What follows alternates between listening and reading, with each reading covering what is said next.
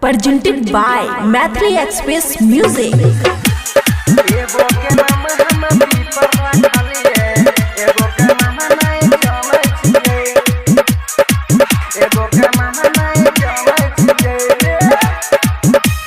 हमरा छलै हे रे दू गो माल,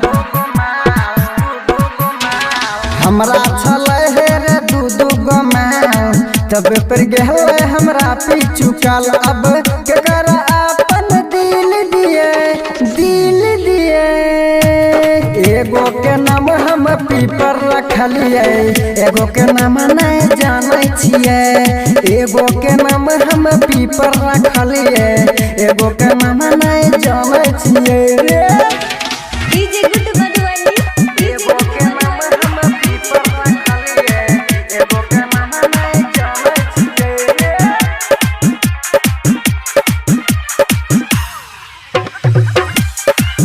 एगो के नाम नहीं जाने छिए रे। 3 दिन से लव लेटर लिखे के दलिए, ओकरा बहन से तबे पकड़लिए। पहले से ठीक चले रहे काम रे, भूल न पहबे ओकर हम नाम रे। 3 दिन से लव लेटर लिखे के दलिए, ओकरा बहन से तबे पकड़लिए। पहले से ठीक चले रहे काम रे, भूल न पहबे ओकर हम नाम रे।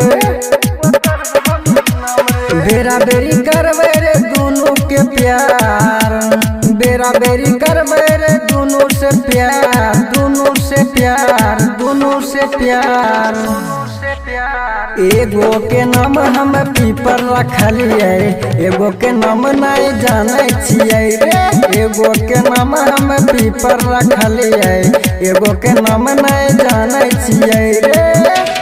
डीजे गुड मधुबनी, एगो के नाम हम पीपर रखलिए, एगो के नाम नहीं जाने छिए रे।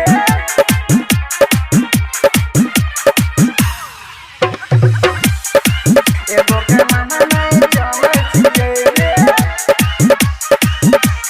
दुनू फूलम न लागे वो टाइट, पंजा में धाके करम सुसाइट।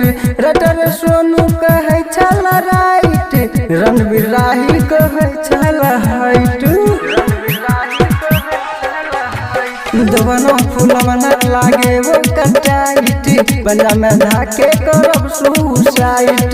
राइटर सोनू कहे छल राइट, रणवीर राही कहे छल हाइट। तस्वीर वो कहे छला हो राइट, तस्वीर वो कहे छला हो राइट। राहुल कहे छला हो राइट, छला हो राइट, छला हो राइट।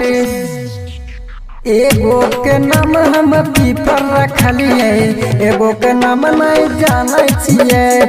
एगो के नाम हम पीपर रखलिए, एगो के नाम नहीं जाने छिए।